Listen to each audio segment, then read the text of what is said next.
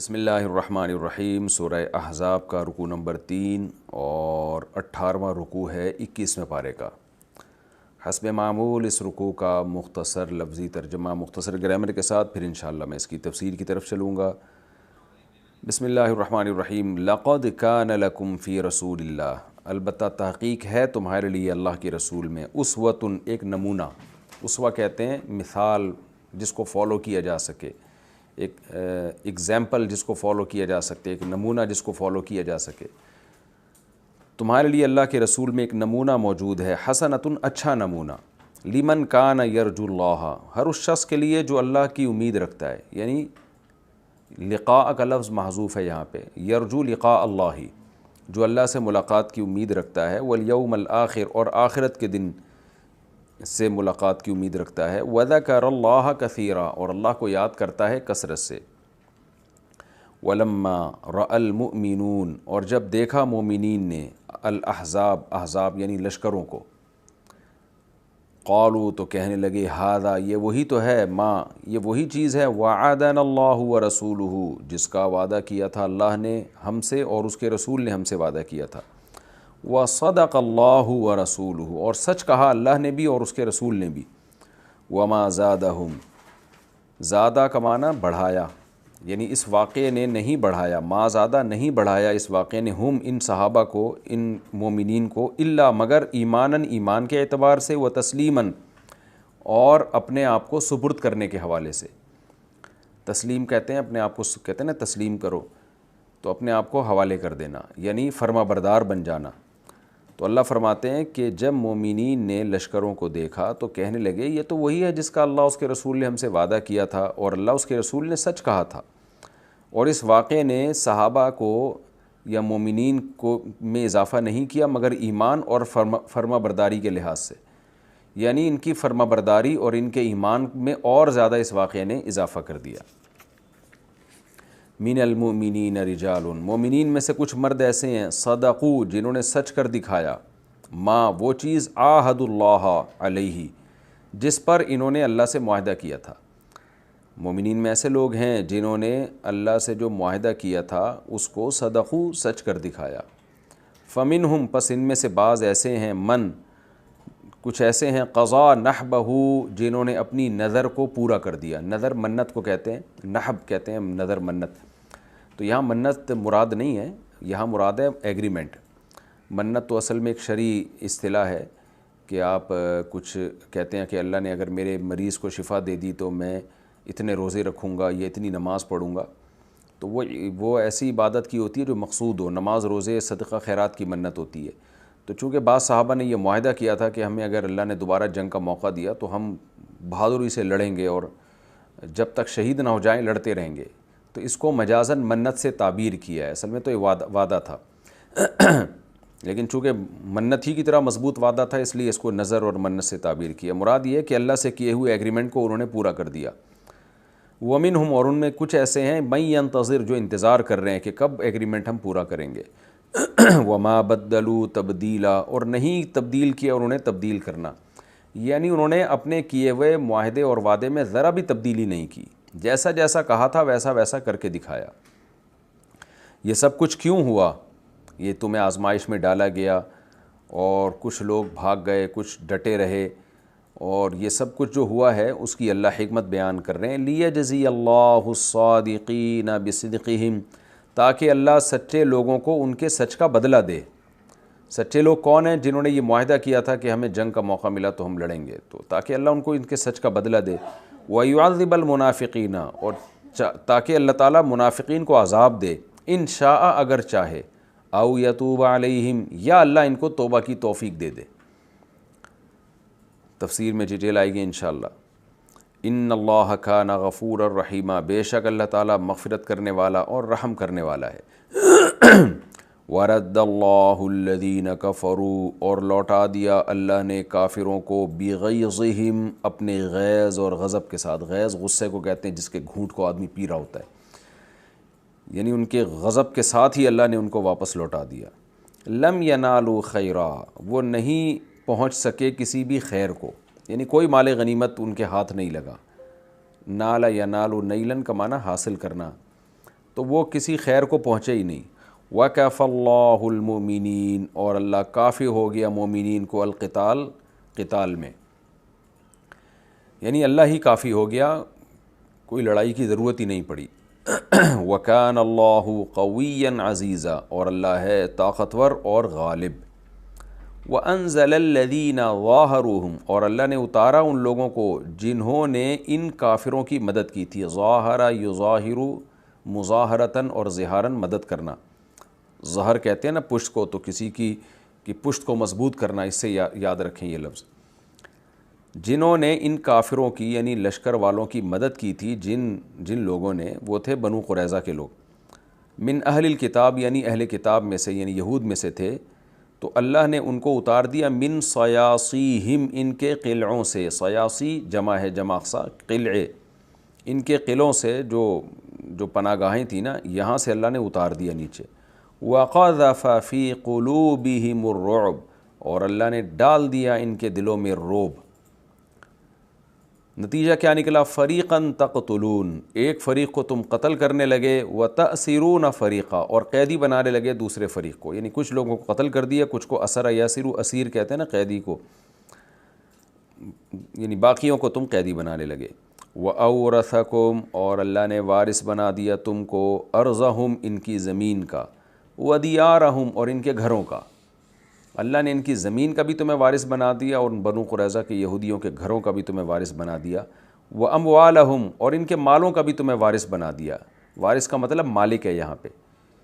وَأَرْضًا، اور ایسی زمین کا بھی تمہیں اللہ نے وارث بنا دیا ہے، لَمْ تَطَئُوهَا، وَطِئَ يَطَئُ، وَطْئًا کا معنی ہوتا ہے روندنا، یعنی پاؤں کے نیچے نہیں روند ڈالتے، تو لم تطئوها، جس زمین کو ابھی تم نے روندا ہی نہیں ہے، یعنی تمہارے گھوڑے میدان جنگ میں وہاں سے ابھی گزرے ہی نہیں ہیں، اس قوم سے تمہاری ابھی اس طرح لڑائی ہوئی نہیں ہے، تو اس کا بھی اللہ نے تمہیں وارث بنا دیا، یعنی یہ فیوچر کی پیش گوئی ہے اصل میں۔ وَكَانَ اللَّهُ عَلَى كُلِّ شَيْءٍ قَدِيرًا، اور ہے اللہ تعالیٰ ہر چیز پر قدرت رکھنے والا۔ مختصر رکوع، اس کا لفظی ترجمہ ہو گیا، اب ہم اس کی تفسیر کی طرف چلتے ہیں۔ غزوہ احزاب کا تذکرہ چل رہا تھا پچھلے ایپیسوڈ میں، آپ نے پچھلے رکوع میں دیکھا، تو اب اللہ تعالیٰ منافقین سے فرما رہے ہیں، اس رکوع کا پچھلے ہی رکوع کے ساتھ لنک ہے، ربط ہے، کہ بھئی تم کیسے نبی صلی اللہ علیہ وسلم کو چھوڑ کر اپنے گھروں کی طرف جا رہے ہو؟ کیوں؟ لقد کان لکم فی رسول اللہ اسوۃ حسنہ، کیونکہ تم ظاہری طور پر تو بہرحال اسلام کے دعوے دار ہو نا، منافقین ظاہری طور پر تو اپنے آپ کو مسلم کہتے تھے، تو تمہارے لیے پیغمبر کی زندگی میں بہترین نمونہ ہے۔ نبی صلی اللہ علیہ وسلم بھی تو اس مشکل میں میدان جنگ میں ہے، یعنی لیڈر جو ہے، جو دعوے کر رہا ہے کہ تم اللہ کے لیے قربانی دو، تمہیں جنت ملے گی، شہادت ملے گی، اور مال غنیمت ملے گا، اور اللہ فتوحات کا دروازہ کھولے گا، تو سب سے بڑی بات یہ ہے کہ اگر معاذ اللہ محمد صلی اللہ علیہ وسلم یہ جھوٹے وعدے کر رہے ہوتے تو سب سے پہلے تو میدان جنگ سے خود نکل کے جاتے وہ، کیونکہ جھوٹے وعدے وہی کرتا ہے جو خود جھوٹا ہوتا ہے، جس کا دنیا میں کوئی مفاد ہوتا ہے۔ تو محمد صلی اللہ علیہ وسلم جب میدان نہیں چھوڑ رہے ہیں، اس کا مطلب وہ اپنے وعدوں میں اور اپنے دعووں میں سچے ہیں۔ وہ ہوتا ہے نا کہ آپ کا کوئی ذاتی مفاد ہو تو آپ لیڈر بن کے قوم کو بیوقوف بناتے ہیں، لیکن جب آپ کو یقین ہو جاتا ہے کہ مجھے اب نقصان ہونے والا ہے، تو پھر آپ سب سے پہلے لیڈر ہی بھاگتا ہے وہاں سے۔ تو یہاں تم دیکھ رہے ہو کہ محمد صلی اللہ علیہ وسلم نے جو دعوے کیے تھے، ان دعووں پر سب سے زیادہ عمل تو خود پیغمبر کر رہے ہیں، تو تمہارے لیے پیغمبر کی زندگی میں بہترین نمونہ ہے۔ تمہیں چاہیے تھا کہ جب وہ موجود ہیں تو جو نقصان ہمیں ہوگا ان کو بھی تو ہوگا نا، تو جب وہ برداشت کر رہے ہیں اور وہ اللہ کے وعدوں پر یقین کر کے میدان میں ڈٹے ہوئے ہیں، تو ہمیں بھی ڈٹ جانا چاہیے تھا۔ لیکن اللہ فرماتے ہیں یہ اس کے لیے نمونہ ہے پیغمبر کی زندگی میں، لمن کان یرجو اللہ والیوم الآخر، جو اللہ اور آخرت پر یقین رکھتا ہے، یعنی اللہ سے ملاقات کی امیدیں لگا کے بیٹھا ہوا ہے۔ جو آخرت پر یقین ہی نہیں رکھتا، وہ تو محمد صلی اللہ علیہ وسلم کو ایک عام لیڈروں کی طرح ایک لیڈر سمجھے گا، تو وہ تو کہے گا کہ میرے لیڈر نے غلط فیصلہ کیا ہے، لہذا مجھے لیڈر کے ساتھ نہیں ہونا چاہیے، قائد کے ساتھ نہیں ہونا چاہیے۔ لیکن جب تم آخرت پر یقین کے دعوے دار ہو، تو پھر تو محمد صلی اللہ علیہ وسلم دن کو رات کہیں تو تمہیں رات ماننا پڑے گا، رات کو دن کہیں تو تمہیں دن ماننا پڑے گا۔ تو اس لیے اللہ نے فرمایا یہ ان لوگوں کے لیے نبی کی زندگی میں نمونہ ہے جو اللہ پر اور آخرت پر ایمان رکھتے ہیں اور اللہ کو کثرت سے یاد رکھتے ہیں۔ یاد رکھنے کا ذکر اس لیے کیا کہ صرف ایمان کافی نہیں ہے، انسان کو اللہ کی ذکر سے، اللہ کی محبت سے موٹیویشن ملتی ہے، تبھی قرآن نے کہا ہے نا کہ استعینوا بالصبر والصلاۃ، نماز اور صبر سے مدد طلب کرو۔ تو نماز پڑھنے سے اللہ کی یاد تازہ ہوتی ہے اور اللہ سے محبت بڑھتی ہے، جس سے آپ کو صبر کی توفیق ملتی ہے۔ تو میدان جنگ میں ڈٹنا بھی ان لوگوں کا کام ہے جو آخرت پہ یقین کے ساتھ اللہ کا ذکر خوب کثرت سے کریں۔ یہ مضمون سورہ توبہ میں بھی آیا ہے کہ جب اے ایمان والو تم لڑائی کے میدان میں ہو تو اللہ کو کثرت سے یاد کیا کرو، کیونکہ اللہ کی محبت میں ہی لڑ رہے ہو، تو اللہ کا ذکر کرنے سے اللہ کی محبت اور زیادہ بڑھے گی۔ تو منافقین کی حالت تو اللہ نے بیان کی، اب اللہ صحابہ کی حالت بیان کر رہے ہیں کہ مومنین کی حالت بالکل اس کے اگینسٹ ہے۔ منافقین نے جب دیکھا اتنے بڑے لشکر آئے ہیں تو کیا کہنے لگے، 3 فریق بن گئے۔ ایک تو نبی سے اجازت لے کے جانے لگا، دوسرا ویسے ہی لوگوں کو ترغیب دینے لگا بھائی میدان سے نکلو، یہاں کوئی ٹھہرنے کی جگہ نہیں ہے۔ تیسرے نے کیا کیا، پروپیگنڈا شروع کر دیا کہ یا اہل یثرب لا مقام لکم، کہ کوئی یہاں ٹھہرنے کی جگہ نہیں ہے، یہ پروپیگنڈا کرنا شروع کر دیا۔ جبکہ مومنین جو تھے ان کی حالت کیا تھی، اب اللہ اس آیت میں بیان کر رہے ہیں۔ وَلَمَّا رَأَى الْمُؤْمِنُونَ الْأَحْزَابَ، اور جب مومنوں نے لشکروں کو دیکھا، قالوا، تو کہنے لگے هَذَا مَا وَعَدَنَا اللَّهُ، هَذَا مَا، یہ وہی تو چیز ہے، وَعَدَنَا اللَّهُ وَرَسُولُهُ، جس کا اللہ اس کے رسول نے ہم سے وعدہ کیا تھا۔ یعنی اللہ اس کے رسول نے سورہ عنکبوت میں بھی وعدہ کیا تھا کہ اللہ تمہیں آزمائے گا، آزمائش کے بغیر تمہارے ایمان کے دعوے کو قبول نہیں کرے گا۔ اور قرآن کی بہت ساری آیتیں نازل ہو چکی تھیں اس بارے میں۔ تو صحابہ نے کہا کہ یہ وہی تو آزمائش ہے، اللہ نے کہا تھا میں آزماؤں گا، اب دیکھو آزما رہا ہے۔ تو آزمائش کے بغیر تو دعوے یعنی ایمان کے دعوے قبول نہیں ہوتے۔ تو انہوں نے کہا یہ تو وہی آزمائش ہے جس کا اللہ اس کے رسول نے وعدہ کیا تھا۔ وَصَدَقَ اللَّهُ وَرَسُولُهُ، اور اللہ اس کے رسول نے سچ کہا تھا کہ اللہ آزمائے گا، اور پھر آزمائش کے بعد اللہ اپنے وعدے پورے کرے گا، تو یہ سچ کہا تھا، لہذا ہمیں یقین ہے کہ اللہ اپنے وعدے پورے کرے گا۔ وَمَا زَادَهُمْ إِلَّا إِيمَانًا وَتَسْلِيمًا، اور اس واقعے نے نہیں بڑھایا ان کے مگر ایمان اور فرما برداری میں اور اضافہ کر دیا۔ ان کے ایمان اور بڑھ گیا پہلے سے بھی زیادہ، اور ان کی فرما برداری اور زیادہ ہو گئی۔ دیکھیں پہلے قرآن نے کیا کہا کہ صحابہ کو وسوسے آنے لگے کہ پتہ نہیں اللہ نے جو وعدے کیے تھے پورے کرے گا کہ نہیں کرے گا، اور یہاں اللہ تعالیٰ کہہ رہے ہیں کہ ان کا ایمان میں اور زیادہ اضافہ ہو گیا۔ تو اس سے پتہ چلتا ہے کہ وسوسہ اور ایمان یہ ایک دوسرے کے اگینسٹ نہیں ہیں۔ وسوسے کی حد تک ان کے دلوں میں یہ بات آئی تھی، مگر زبان پہ کیا تھا، اور خاص طور پر جب اللہ کی مدد آئی تو پھر ان کی کیا کیفیت ہو گئی کہ ان واقعات نے ان کے ایمان میں اور زیادہ اضافہ کر دیا۔ تو یہ آیت پچھلی آیت کے بالکل اگینسٹ جا رہی ہے۔ تو ظاہر ہے القرآن یفسر بعضہ بعضا، قرآن کی آیتیں ایک دوسرے کی تفسیر کرتی ہیں۔ تو اس آیت سے بھی پتہ چل گیا کہ صحابہ کرام کے دل میں جو خیال آئے تھے نا اور موت کا خوف آیا تھا، وہ وسوسے کی درجے میں تھا اور وہ ایک طبعی خوف تھا، لیکن حقیقی حالت جو ان کی تھی آزمائش میں آنے کے بعد وہ یہ تھی کہ بھئی یہ تو وہ آزمائشیں جن کا اللہ اس کے رسول نے ہم سے وعدہ کیا ہے۔ یہی وجہ ہے نا کہ وہ میدان جنگ میں ڈٹے رہے۔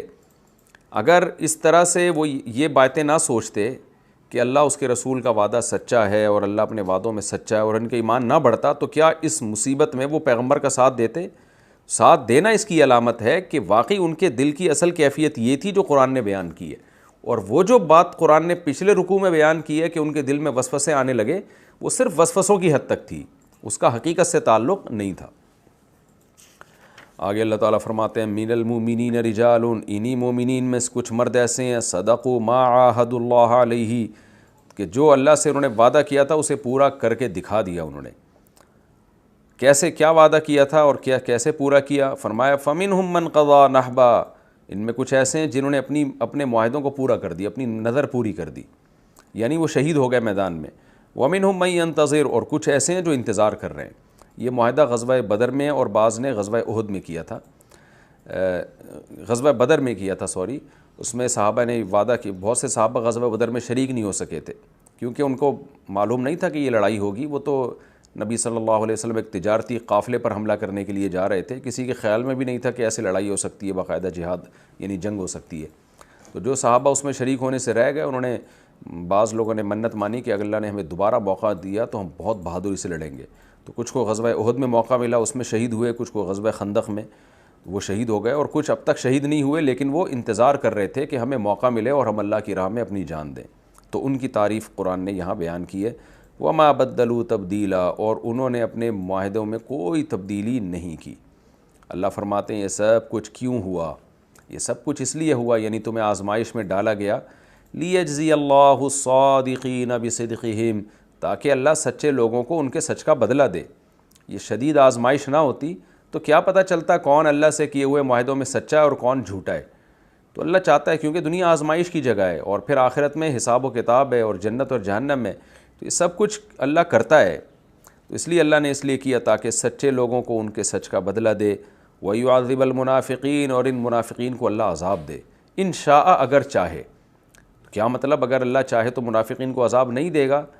نانا، منافقین تو ہمیشہ عذاب میں ہی رہیں گے، ان کے لیے تو یعنی فی الدرک الاسفل من النار، جہنم کا سب سے نچلا طبقہ ہے۔ تو سوال پیدا ہوتا ہے جب منافقین جو کفر میں مریں گے وہ عذاب میں ہی لازمی جائیں گے، تو اللہ نے انشاء کا لفظ کیوں استعمال کیا کہ اگر اللہ چاہے؟ تو اس کا جواب اگلی آیت میں، اگلے حصے میں ہے، او یتوب علیہم، یا اللہ ان پہ کو توبہ کی توفیق دے دے۔ کیونکہ اللہ کے علم میں یہ بات تھی کہ کچھ منافقین ایسے ہیں جو ابھی تو منافق ہیں، لیکن ان کو عبرت ہو جائے گی چند واقعات سے کہ بھئی واقعی اللہ آزماتا تو ہے لیکن بالآخر اللہ ساتھ مسلمانوں کا ہی دیتا ہے، تو اس سے ان کو توبہ کی توفیق ملے گی۔ تو اس لیے اللہ نے توبہ کا آپشن بھی بیان کر دیا کہ کچھ ایسے ہیں جن کو اللہ توبہ کی توفیق دے گا۔ اور ویسے بھی قرآن تو موت تک کے لیے جو ہے نا امید کا راستہ چھوڑتا ہے، تو اس لیے اللہ نے ان منافقین کے لیے امید کا راستہ بھی چھوڑا کہ جو سچے لوگ ہیں جیسے ان کو اجر ملے گا، تو منافقین کو عذاب اس صورت میں ملے گا کہ جب ان کو توبہ کی توفیق ہی نہ ملے۔ تو توبہ کا آپشن ابھی بھی ہے تمہارے پاس، کیونکہ موت تک اللہ نے توبہ کا دروازہ کھولا ہوا ہے۔ کتنے بھی بڑے سے بڑا گناہ ہو جائے تو موت سے پہلے پہلے توبہ قبول ہوتی ہے۔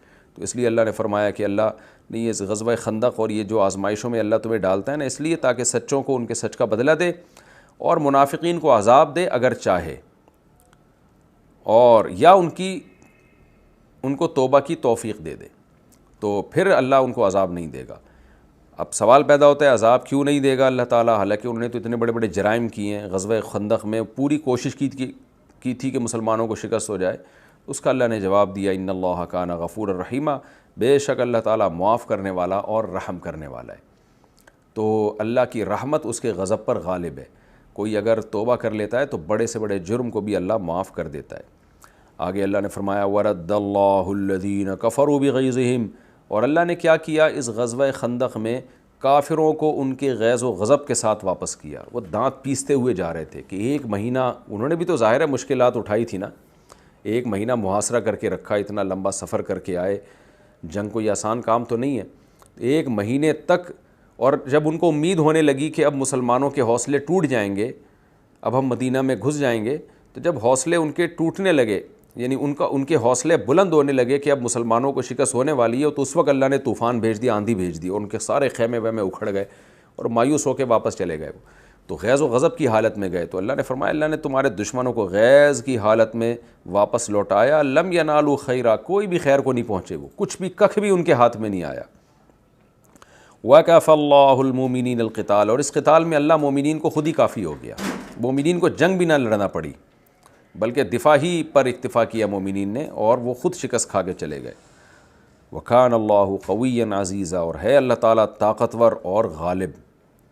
وَأَنزَلَ الَّذِينَ ظَاهَرُوهُمْ، اور یہ جو بنو قریظہ کے یہودی کمبخت جن سے تم نے معاہدے کیے تھے کہ یہ کبھی تمہارے خلاف کسی کا ساتھ نہیں دیں گے، اسی بیس پہ تم نے ان کو چھوڑ کے رکھا ہوا تھا کہ جینے دو، ان کو رہنے دو، اپنی مرضی سے اسلام قبول کریں گے تو ٹھیک ہے، نہیں تو اپنے حال پہ رہنے دو۔ دیکھیں اسلام میں کبھی بھی تلوار کے زور سے کسی کو مسلمان نہیں بنایا گیا، اس کی تاریخ میں کوئی مثال نہیں پیش کر سکتا۔ ہمارے نبی چاہتے تو بنو قریظہ کے قلعے کا پہلے محاصرہ کر لیتے اور کہتے زبردستی مسلمان ہو جاؤ ورنہ ہم تمہیں گاجر مولی کی طرح کاٹ کے ختم کر دیں گے، بلکہ ان کو رہنے دیا کہ ٹھیک ہے کفر پہ رہتے ہو تو رہو، لیکن مسلمانوں کے خلاف لڑو نہیں، مسلمانوں کے خلاف کسی کی مدد نہیں کرو۔ تو یہودیوں نے دیکھا کہ مدینہ میں مسلمانوں کا پلڑا بھاری ہے تو معاہدہ کر لیا، جب دیکھا کہ اب غزوہ خندق میں کافروں کا پلڑا بھاری ہے تو معاہدہ توڑ کر ان کی مدد شروع کر دی۔ تو اس لیے اب نبی صلی اللہ علیہ وسلم نے غزوہ خندق کے ختم ہوتے ہی بنو قریظہ کا محاصرہ کیا، اور پھر کئی دن تک یہ محاصرہ جاری رہا۔ بنو قریظہ تنگ آ کے انہوں نے اپنے آپ کو حوالے کر دیا، بہت ساروں کو قتل کیا گیا، بہت سوں کو قید کیا گیا، اور ان کے سارے اموال کو مال غنیمت بنا لیا گیا، اس کا بھی اللہ نے تذکرہ کیا۔ وَأَنزَلَ الَّذِينَ ظَاهَرُوهُمْ، اور جن لوگوں نے ان یہودیوں کی کفار کی یعنی احزاب کی مدد کی تھی، اللہ نے ان کو ان کے قلعوں سے اتارا، من صیاصیہم، ان کے قلعوں سے اتارا، من اہل کتاب، اہل کتاب میں سے یعنی یہودیوں میں سے، وَقَذَفَ فِي قُلُوبِهِمُ الرُّعْبَ، اور ان کے دلوں میں تمہارا روب بھی ڈال دیا. یعنی ہو سکتا ہے یہ اور دن محاصرہ جاری رہتا اور یہ نہ اترتے، لیکن یہ مرعوب ہو گئے تھے مسلمانوں سے، تو تمہارا روب ان کے دلوں میں ڈال دیا. فَرِيقًا تَقْتُلُونَ، نتیجہ کیا نکلا؟ ایک فریق کو تم قتل کرنے لگے. وَتَأْسِرُونَ فَرِيقًا، اور ایک فریق کو تم قیدی بنانے لگے. وَأَوْرَثَكُمْ أَرْضَهُمْ، اور اللہ نے ان کی زمین کا بھی تمہیں وارث بنا دیا. وَدِيَارَهُمْ، ان کے گھروں کا بھی مالک بنا دیا. وَأَمْوَالَهُمْ، ان کے مالوں کا بھی مالک بنا دیا. وَأَرْضًا، اور ایسی زمین کا بھی اللہ نے تمہیں مالک بنا دیا. لَمْ تَطَئُوهَا، جس کو ابھی تم نے روندا ہی نہیں ہے، یعنی جس کو ابھی تم نے فتح ہی نہیں کیا. یہ فیوچر کی خوشخبری ہے. زیادہ تر مفسرین اس طرف گئے ہیں کہ اس سے مراد غزوہ خیبر ہے. تو خیبر کے یہودی جو بہت مضبوط قلعوں میں رہتے تھے، جن میں بنو نذیر کی بھی کچھ باقیات تھیں جن کو جلا وطن کیا گیا تھا، تو یہ خیبر اس سے مراد ہے. یعنی اللہ نے یعنی بتا دیا کہ ہم نے تمہیں اس کا بھی مالک بنا دیا. تو بنانے کا مطلب کیا ہے؟ یعنی بنا دے گا تمہیں. تو بعض دفعہ فیوچر میں کوئی چیز کوئی کام ہونا ہوتا ہے، لیکن وہ اتنا یقینی ہوتا ہے کہ اس کو پاس سے ہی تعبیر کی جاتی ہے. جیسے قرآن میں جگہ جگہ قیامت کی ہولناکیوں کو ماضی کے صیغوں سے بتایا گیا ہے، حالانکہ قیامت تو فیوچر میں ہوگی، لیکن یہ بتانے کے لیے گویا کہ یہ ہو چکی ہے، یعنی یہ یقینی ہے. تو اللہ نے فرمایا اور ایسی زمین کا بھی مالک بنا دیا جن کو اب جہاں تک تم ابھی گئے نہیں ہو، کیونکہ یہ جو ہے یہودیوں نے معاہدے کی خلاف ورزی کی تھی. تو پھر آگے خیبر کی لڑائی ہوئی. وَكَانَ اللَّهُ عَلَىٰ كُلِّ شَيْءٍ قَدِيرًا، اور اللہ تعالیٰ ہر چیز پر قدرت رکھتا ہے. یہ ہمارا رکوع الحمدللہ کمپلیٹ ہو گیا. اب ہم اگلے رکوع کی طرف چلتے ہیں. یہ آسان رکوع تھا. اب میں چلتا ہوں جی سورہ احزاب کا رکوع نمبر 5 اور 21ویں پارے کا رکوع نمبر 20. مختصر لفظی ترجمہ ہوگا، مختصر گرامر ہوگی، پھر انشاءاللہ اس کی تفسیر ہوگی. یا ایھا النبی، اے نبی، قل لازواجک، آپ اپنی بیویوں سے کہہ دیجئے، ان کنتن، کنتا واحد مخاطب کا صیغہ اور کنتن جمع مؤنث، یعنی بہت ساری عورتوں کے لیے. ان کنتن، اگر تم ہو، کیسی ہو؟ تریدن الحیات الدنیا، ارادہ کرتی ہو دنیاوی زندگی کا. ارادہ یرید ارادتاً باب افعال ہے نا، اور تریدنا اصل میں تھا ترودنا، تکرمنا کی طرح، تضربنا کی طرح. اگر تم ارادہ کرتی ہو یعنی چاہتی ہو دنیاوی زندگی، وزینتہا، اور اس کی زینت. فتعالینا، تعال کہتے ہیں آؤ، اور تعالینا یہ جمع کا صیغہ ہے. عورتوں کو جب خطاب کیا جائے تو تعالینا، فتعالینا تو آؤ. یہ عزت کے ساتھ جب کسی کو بلایا جاتا ہے نا، اس وقت تعال کا لفظ استعمال ہوتا ہے. تعالینا امتعکن، متع یمتع تمتیعا، فائدہ پہنچانا. تو امتع، میں تمہیں فائدہ پہنچاتا ہوں یا پہنچاؤں گا. کننا، تم سب کو. امتعکن، میں تم سب کو دنیا کا مال و متاع دوں گا، یہ مطلب ہے. واسرحکن، سرح یسرح، تسریحاً کا معنی چھوڑ دینا، کسی کو آزاد کر دینا. واسرح، اور میں تمہیں چھوڑ دوں گا تم سب کو، سراحاً جمیلا، عمدہ طریقے سے چھوڑنا. وَإِن كُنتُنَّ، اور اگر تم ارادہ کرتی ہو، تُرِدْنَ اللَّهَ وَرَسُولَهُ، اور اگر تم ارادہ کرتی ہو اللہ کا اور اس کے رسول کا. وَالدَّارَ الْآخِرَةَ، اور آخرت کے گھر کا، یعنی تم چاہتی ہو اللہ ملے، اس کے رسول ملے اور آخرت ملے. فَإِنَّ اللَّهَ، تو بے شک اللہ تعالیٰ نے، اعدّ، تیار کر رکھا ہے، للمحسنات، نیک عورتوں کے لیے. احسان کہتے ہیں یعنی ایکسیلنسی، یعنی جو اعلیٰ درجے کی نیک ہوں، ان عورتوں کے لیے، من کننا، جو تم میں سے ہوں گی، کیا تیار کر رکھا ہے؟ اجراً عظیما، بہت بڑا اجر. یا نساء النبی، اے نبی کی بیویوں، من یاتی من کننا، جو بھی آئے گی تم میں سے. اس کے بعد با ہے نا بفاحشۃ میں، تو اس کا مطلب لائے گی، یعنی ارتکاب کرے گی. تم میں سے جو بھی ارتکاب کرے گی، بفاحشۃ مبینۃ، کھلی بے حیائی کا. یضاعف لها العذاب، تو بڑھا دیا جائے گا اس کے لیے عذاب، ضعفین، 2 گنا، یعنی اس کو دگنا عذاب دیا جائے گا. وَكَانَ ذَلِكَ عَلَى اللَّهِ يَسِيرًا، اور ہے یہ بات اللہ پر بہت آسان. وَمَن يَقْنُتْ مِنكُنَّ، اور تم میں سے جو اطاعت کرے گی، قنت یقنت قنوتاً، اطاعت کرنا. منکنہ، تم میں سے جو اطاعت کرے گی، للہ ورسولہ، اللہ کی اطاعت اور اس کے رسول کی. وَتَعْمَلْ صَالِحًا، اور نیک عمل کرے گی. نُؤْتِهَا أَجْرَهَا، تو ہم دیں گے اس کو اس کا اجر، مرتین، دگنا، یعنی اجر بھی زیادہ ملے گا. وَأَعْتَدْنَا لَهَا اور تیار کر رکھا ہے ہم نے اس کے لیے رزقاً کریما عمدہ روزی، عزت والی روزی۔ یا نساء النبی ہی، اے نبی کی بیویوں، لستن، لستہ کا معنی ہوتا ہے لیسا کا معنی نہیں، لستہ اصل میں لیستہ تھا سمعتہ کی طرح، مرد کے لیے استعمال ہوتا ہے کہ تو نہیں ہے، اور لستن تم سب نہیں ہو، یعنی عورتوں کے لیے استعمال ہوتا ہے۔ لستن تم نہیں ہو کا احد من النساء، عورتوں میں سے کسی ایک عورت کی طرح، یعنی عام عورتوں میں سے کسی ایک عورت کی طرح تم نہیں ہو، یعنی تم عام عورتوں کی طرح نہیں ہو۔ ان اتقیتن، اگر تم تقوی اختیار کرو، اتقا یتقی اتقاء کا معنی تقوی اختیار کرنا، اتقیتن اکتسبتن کی طرح ہے، ضربتن کی طرح، اگر تم تقوی اختیار کرو، فلا تخضعن بالقول، پس قول میں نرمی پیدا مت کرو، خضع یخضع جھک جانا، اور خشوع و خضوع ہوتا ہے نا، خشوع و خضوع کہتے ہیں نماز میں اللہ کے سامنے نرمی کے ساتھ، عاجزی کے ساتھ، تو فلا تخضعن، پس تم نرمی پیدا مت کرو بالقول، قول میں، یعنی اپنے نرم انداز سے بات نہ کیا کرو، تو ہوگا کیا، فیطمع الذی، پس لالچ پیدا ہوگی، طمع پیدا ہوگی اس شخص میں، فی قلبہ مرض، جس کے دل میں بیماری ہے۔ بیماری سے مراد ہے شہوت کی بیماری، یعنی بڑھی ہوئی شہوت۔ شہوت کی دو قسمیں ہوتی ہیں نا، ایک شہوت جو نیچرل ہوتی ہے، اور ایک شہوت وہ ہوتی ہے جو یعنی حد اعتدال سے بڑھی ہوئی ہوتی ہے، جس میں انسان کسی کے تقدس کا اور مرتبے کا بھی خیال نہیں کرتا، تو اس شہوت کو اللہ نے بیماری سے تعبیر کیا ہے۔ تفسیر میں مزید ڈیٹیل آئے گی انشاءاللہ۔ وَقُلْنَا، اور کہا کرو، قولا معروفا، معروف بات، وہ بات جو شریعت کے موافق ہو۔ وَقَرْنَ فِي بُيُوتِكُنَّ، اور قرار پکڑو اپنے گھروں میں۔ وقرنا اصل میں واو الگ ہے، واو کا معنی اور قرنا اصل میں تھا اقررنا، قرہ یقر قرارن سے، اقررنا اس معنی کی طرح، تو خلاف قیاس جو ہے نا اس میں ایک را کو حذف کر دیا، اور حمزہ وصلیہ کو اس لیے حذف کیا کہ قاف پر فتحہ ہے۔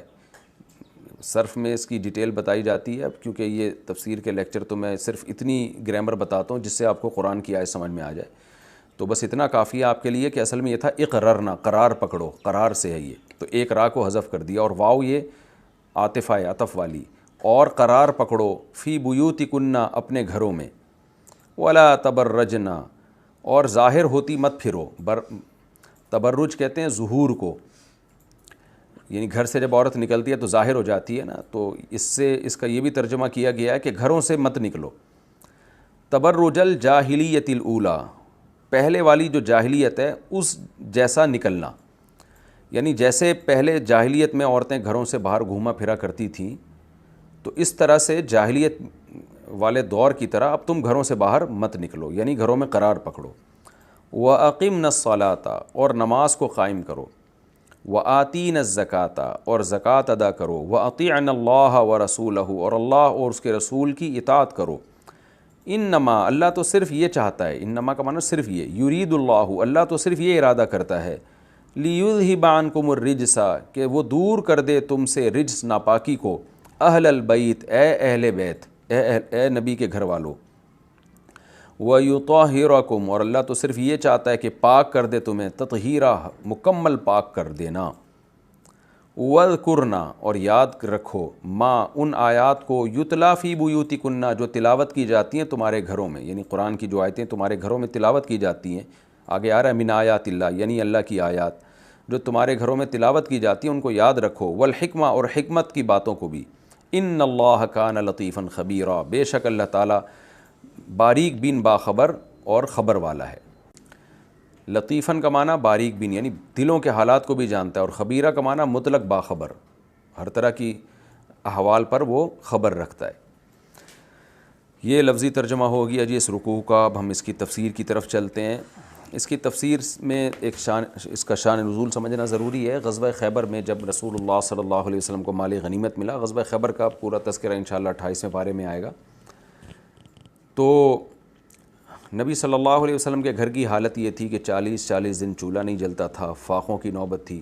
آپ صلی اللہ علیہ وسلم کو اللہ نے مال تو بہت دیا تھا، مگر آپ وہ مال رکھتے نہیں تھے۔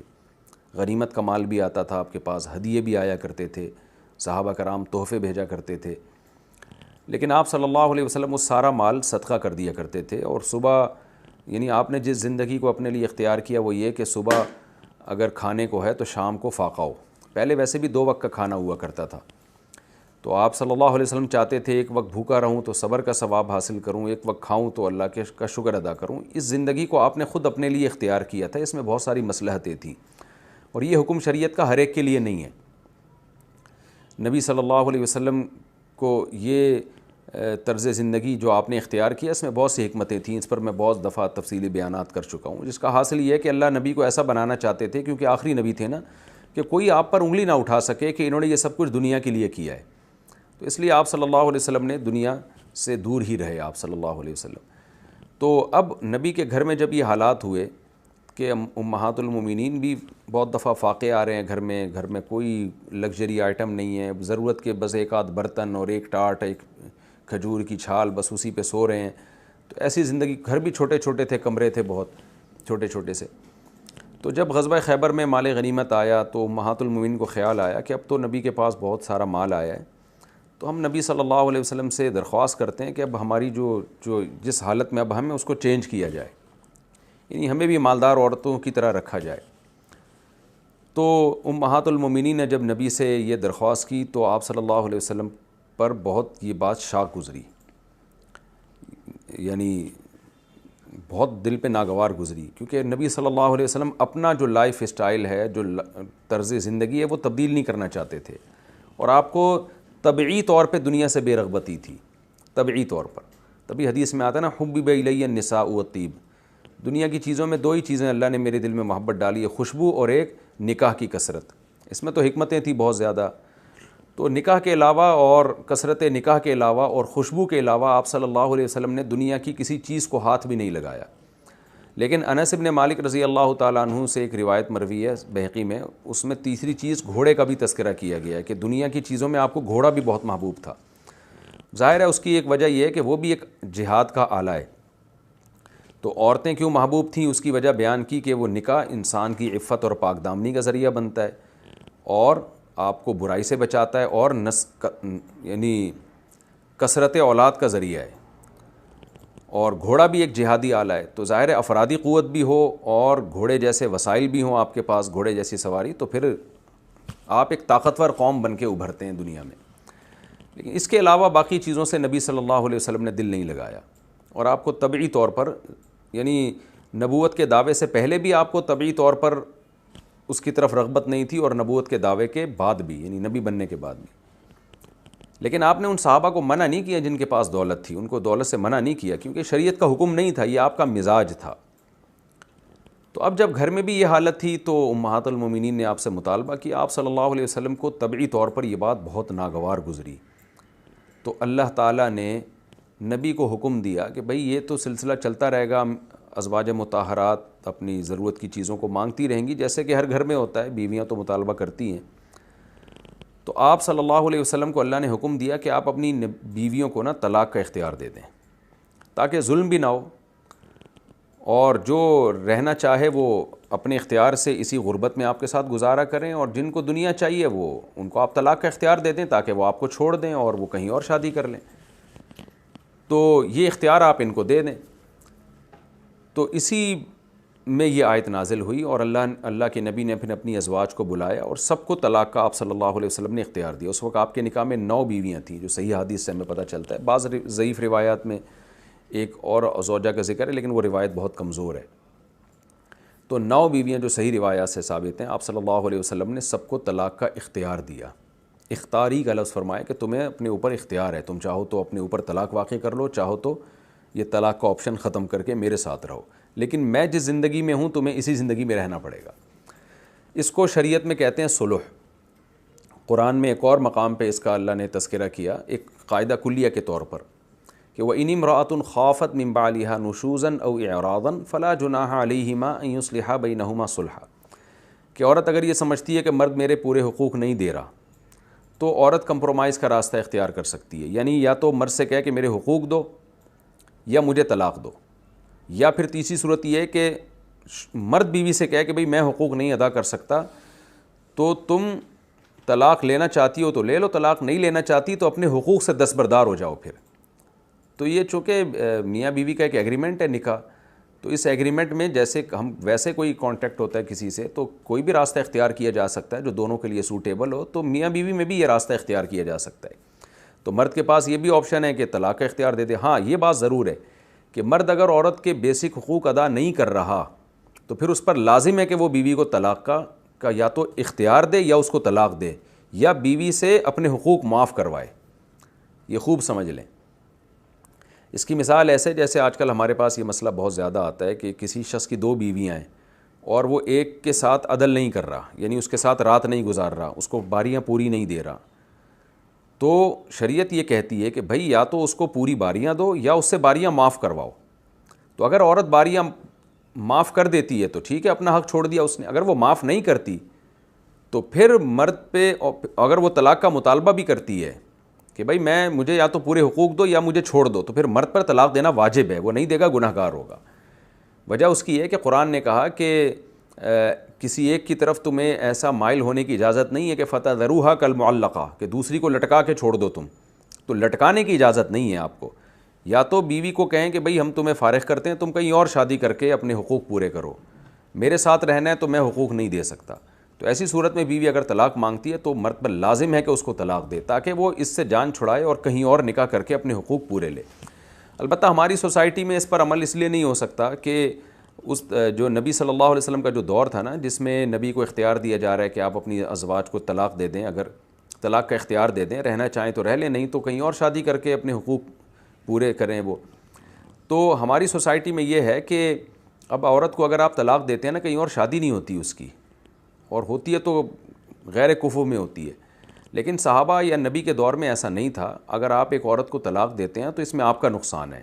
وجہ اس کی ہے کہ اس کے لیے تو 20 رشتے کھڑے ہوئے ہوں گے, کیونکہ ایک شخص کی 2 3 بیویاں ہوا کرتی تھیں, تو سوسائٹی میں خواتین کی بہت کمی تھی. اس پر میں 20 دفعہ بات کر چکا ہوں, لیکن میں بار بار ریپیٹ اس لیے کرتا ہوں کہ اسلام کے طلاق کے احکام سمجھ میں آ ہی نہیں سکتے اس سوسائٹی کو جس میں 2 3 شادیوں کا رواج نہ ہو. کیونکہ اسلام نے طلاق کے جو احکام دیے ہیں نا, وہ اس سوسائٹی کے حساب سے دیے ہیں جس میں 2 3 بیویوں کا رواج ہو, کیونکہ وہ بھی اسلام کا حکم ہے. تو اب آپ کیا کرتے ہیں, طلاق والے احکام اسلام سے لے لیتے ہیں اور دوسری شادی کی مخالفت والے احکام ہندوؤں سے لے لیتے ہیں, تو ایڈجسٹ ہی نہیں ہو پا رہے. تو اب یہی وجہ ہے کہ ہماری سوسائٹی میں طلاق عورت کے لیے ایک بہت بدترین دھبا بن چکا ہے, جبکہ صحابہ کرام میں ایسا نہیں تھا. تبھی لوگ جب حدیث دیکھتے ہیں نا کہ یہ کیا بات ہے کہ نبی صلی اللہ علیہ وسلم نے حضرت سودا کو ایک طلاق دے دی, حالانکہ ان کا کوئی قصور نہیں تھا. تو آج غیر مسلموں کو بھی یہ بات سمجھانا بڑا مشکل ہے. وہ کہتے ہیں یار جب تمہارے نبی کی زوجہ کی ایج زیادہ ہوئی تو آپ نے ان کو ایک طلاق دے دی, تو کیوں دے دی بھائی, کوئی قصور نہیں تھا. تو بات یہی ہے کہ آپ آج کی سوسائٹی کے حساب سے اسلام کے حکام کو دیکھ رہے ہیں. حقیقت یہ ہے کہ جب حضرت سودا کو نبی نے ایک طلاق رجعی دی ہے تو حضرت سودا کو اس پہ غصہ نہیں آیا, نہ عرب میں کوئی اس پہ ملامت کی گئی, اس لیے کہ طلاق معیوب ہی نہیں تھی اس زمانے میں. یہی وجہ ہے کہ حضرت سودا نے اس پہ ناراضی کا بھی اظہار نہیں کیا. حضرت سودا نے پوچھا کہ یا رسول اللہ آپ مجھے کیوں چھوڑ رہے ہیں, تو اور پھر بتایا کہ مجھے تو کہیں نکاح میں حاجت ہی نہیں ہے. ایسا نہیں ہے کہ میں آپ مجھے طلاق دے رہے ہیں تو میں کہیں اور شادی کروں گی, مجھے مردوں میں کوئی حاجت ہی نہیں ہے, میں نے نکاح کرنا ہی نہیں ہے. تو آپ ہی اپنے نکاح میں مجھے رکھ لیں تاکہ قیامت کے دن میرا شمار آپ کی زوجات میں ہو, اور میں اپنی باری معاف کر دیتی ہوں, کیونکہ مجھے مردوں میں حاجت نہیں ہے. اب جب ایک عورت ایجڈ ہو جاتی ہے, بوڑھی ہو جاتی ہے, تو وہ یہ نہیں چاہتی کہ اس کا شوہر اسی کے ساتھ بستر پہ سوئے. تو آپ نے دیکھا ہوگا اپنے بوڑھوں میں, ان میں میاں بیوی ایک ساتھ نہیں سوتے ہیں. عورت جب بوڑھی ہو جاتی ہے تو اس کی چاہت نہیں ہوتی کہ شوہر میرے ساتھ بستر پہ سوئے, بلکہ وہ تو چاہتی ہے کہ شوہر الگ سوئے. اس میں بھی جو جنسی جذبات ہیں وہ 100% ختم ہو چکے ہوتے ہیں. تو حضرت سودا نے فرمایا یا رسول اللہ مجھے مردوں میں کوئی حاجت نہیں ہے, یعنی مجھے یہ بھی حاجت نہیں ہے کہ میں آپ کے ساتھ ہی سوؤں, اور مجھے یہ بھی حاجت نہیں ہے کہ طلاق کے بعد میں کسی اور مرد سے نکاح کروں. تو اس لیے میں چاہتی ہوں کہ میں آپ ہی کی زوجہ میں قیامت کے دن میرا شمار ہو, تو میں اپنی باری امی عائشہ یعنی حضرت عائشہ کو دے دیتی ہوں, تو آپ میری باری بھی وہاں دے دیا کریں, لیکن مجھے اپنے نکاح میں باقی رکھیں. تو نبی نے جب یہ سنا تو طلاق سے رجوع کر لیا. تو اس زمانے میں یہ چیزیں نارمل تھیں. تو آج ہماری سوسائٹی میں ان چیزوں کو سمجھنا بڑا مشکل ہے, کیونکہ ہم نے ایک بیوی پر اکتفا والا نظام ہندوؤں سے لے لیا ہے, اور طلاق والا نظام ہم اسلام سے لے رہے ہیں, تو ایڈجسٹ نہیں ہو پائے گا. آپ جب سسٹم لیتے ہیں نا, تو پورا سسٹم لینا پڑتا ہے کسی بھی قانون کا. آدھا قانون گوروں کا, آدھا ہندوؤں کا, آدھا اسلام کا, آدھا جاپان کا, تو وہ ایڈجسٹ ہی نہیں ہو پائے گا. بیڑا غرق ہو جائے گا سوسائٹی کا, جیسے کہ ہو رہا ہے ہماری سوسائٹی کا بیڑا غرق. تو اب یہاں بھی یہی ہے کہ نبی نے جو اپنی زوجہ کو ازواج کو اختیار دیا, تو اس اختیار میں ازواج پہ ظلم نہیں تھا, بلکہ ان کا فائدہ تھا کہ بھئی رہنا چاہو تو رہو، نہیں تو طلاق دے دیتا ہوں. تو طلاق کے بعد تو ان کے لیے بیسیوں رشتے ہوتے، عرب کے بڑے بڑے مالداروں کے رشتے ہوتے، تو وہاں تم زندگی گزارو تو تمہیں تمام حقوق ملیں گے. تو یہ اختیار دیا گیا امہات المومنین کو. اب وقت چونکہ ہمارا کمپلیٹ ہو چکا ہے، یہ تھوڑی سی ڈیٹیل آ گئی، تو اب انشاءاللہ میں اگلے ایپیسوڈ میں اس رکوع کو پھر آگے سے انشاءاللہ دوبارہ شروع کروں گا، یعنی سورہ احزاب کا رکوع نمبر 4 اور 21ویں پارے کا رکوع نمبر 20، یعنی یوں سمجھیں کہ 22ویں پارے کا رکوع شروع ہو چکا ہوگا. تو انشاءاللہ یا ایھا النبی قل لازواجک، اس کا شان نزول تو میں نے بیان کر دیا، اب اس کی تفسیر سے انشاءاللہ میں شروع کروں گا. اللہ تعالیٰ سمجھنے کی، عمل کی توفیق عطا فرمائے. وما علینا الا البلاغ.